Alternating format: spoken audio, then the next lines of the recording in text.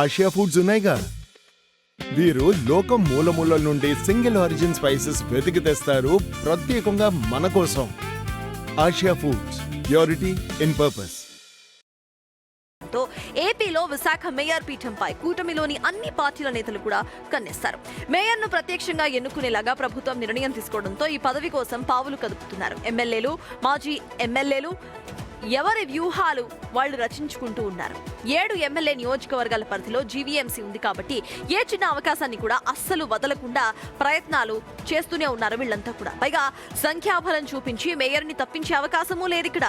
ఒక్కసారి ఆ పదవి వస్తే గనక రాష్ట్ర రాజకీయాలు తలకిందులైపోయి మేయర్గా 5 ఏళ్లు కంటిన్యూ కూడా అవ్వచ్చు. అందుకే ఎమ్మెల్యేలు సైతం ఈ పదవికి పోటీ పడుతున్నారు. సో రాజకీయ సిచ్యువేషన్స్ ఫ్యూచర్లో ఎలా ఉన్నా సరే, ఏం మారినా సరే, మేయర్గా మాత్రం 5 ఏళ్లు అలానే ఉండొచ్చు. కాబట్టి ప్రతి పార్టీ కూడా దీని మీద కన్నేసింది. ఇది అంశంపై డీటెయిల్స్ మా ప్రతినిధి రాజు అందిస్తారు. రాజు, వైసీపీ ఎలా ముందుకు వెళ్తుంది అనేది ముందర చూసాము. రైట్ నౌ టీడీపీ కార్యాచరణ ఏంటి, ఎటువంటి ప్లాన్స్ తో ముందుకు వెళ్తోంది రాజు? రాష్ట్ర ప్రభుత్వం తీసుకున్నటువంటి ఒక్క నిర్ణయంతో ఇప్పుడు ప్రతి చోట అటు మేయర్ల పదవులు కానీ మున్సిపాలిటీల్లో కానీ మేయర్ ఎన్నిక, మున్సిపల్ చైర్మన్ల ఎన్నిక నేరుగా జరిగే అవకాశం ఉన్నటువంటి నేపథ్యంలో ఇప్పుడు ప్రతి రాజకీయ నాయకుడు కూడా తమ కొత్త వ్యూహాలు రచిస్తున్నటువంటిది అయితే ఉంది. ముఖ్యంగా ఇది అటు పార్టీలకి కొంత ఇబ్బందిగా మారినటువంటిది అయితే ఉంది.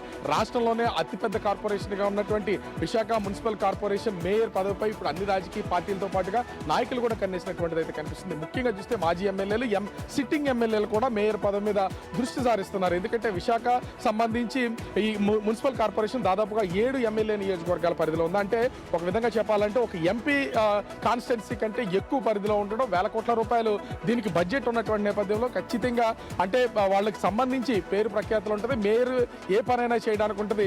ఒక ఎమ్మెల్యే తన నియోజకవర్గ పరిధిలో పనులు చేయడం తప్ప ఇతర చేసే అవకాశం అయితే లేదు. కానీ 7 ఎమ్మెల్యే అభ్యర్థులు ఉన్నటువంటి పరిధిలోనూ ఒక ఎంపీ ఉన్నటువంటి పరిధిలో కూడా ఆ మేయర్ కి ఇంపార్టెన్స్ ఉంటుంది. కాబట్టి ఖచ్చితంగా మేయర్ గా పోటీ చేయడానికి ఎమ్మెల్యేలు సైతం కూడా ప్రస్తుతం అయితే ఆ విశాఖలో ఆసక్తి చూపుతున్నటువంటిది అయితే ఉంది. ఎమ్మెల్యేలు, మాజీ ఎమ్మెల్యేలు పార్టీ నాయకులతో వాళ్ళు సమాలోచనలు చేయడంతో పాటుగా కింది స్థాయి కేడర్లో మా నాయకుడు మేయర్ గా పోటీలో ఉండబోతున్నాడు, బరిలో దిగబోతున్నాడు అనే సమాచారాన్ని వాళ్ళైతే అందిస్తున్నటువంటిది అయితే ఉంది. అంటే కొన్ని బయటికి పొక్కేలాగా చేస్తూ ఉన్నారు. ఇప్పటికే ఎవరికి వాళ్ళే ప్రతి రాజకీయ పార్టీ కూడా ఆలోచనలు చేస్తున్నటువంటి పరిస్థితి అయితే కనిపిస్తుంది. ముఖ్యంగా ఇది కూటమి పార్టీకి కొన్ని ఇబ్బందులు తెచ్చే అవకాశం అయితే కనిపిస్తుంది.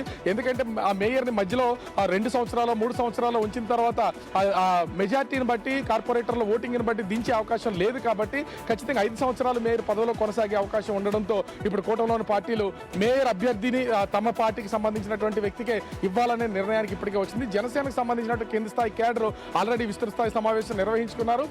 జనసేన పార్టీకి ఈసారి మేయర్ అభ్యర్థిని ఖరారు చేయాలని చెప్తున్నటువంటిది అయితే ఉంది. అయితే టీడీపీ కూడా, ఎందుకంటే మేజర్ పార్టీ ఉన్నటువంటిది, మేజర్ ఓటింగ్ ఉన్నటువంటిది మా పార్టీ, ఈసారి మాకే కావాలని వాళ్ళు కూడా పట్టుబడుతున్నటువంటిది అయితే ఉంది. సో ఓవరాల్ గా అయితే ఈ మేయర్, విశాఖ మేయర్ పదవికి సంబంధించి ఇప్పుడు పార్టీ నాయకులతో పాటుగా పార్టీలు కూడా కీలకంగా తీసుకున్నటువంటిది అయితే ఉంది. బరిలో మాత్రం ఎమ్మెల్యేలు, మాజీ ఎమ్మెల్యేలు నిలవడానికి ఆసక్తి చూపుతున్నటువంటి పరిస్థితి కనిపిస్తుంది. థ్యాంక్ యూ రాజు. మొత్తానికి ఇటు రాజకీయాలు తలకిందులైపోయి పార్టీలు మారే సిచ్యువేషన్ ఉన్నా సరే మేయర్ పదవి మాత్రం 5 ఏళ్ల వరకు అలానే ఉంటుంది. కాబట్టి దీనికి సంబంధించి ఇరు పార్టీలు కూడా పూర్తిగా ఫోకస్ చేశాయి. ఇటు వైసీపీ, అటు టీడీపీ మొత్తంగా కూడా ఈ కుర్చీను కైవసం చేసుకోవడానికి ప్రణాళికలు రచించుకు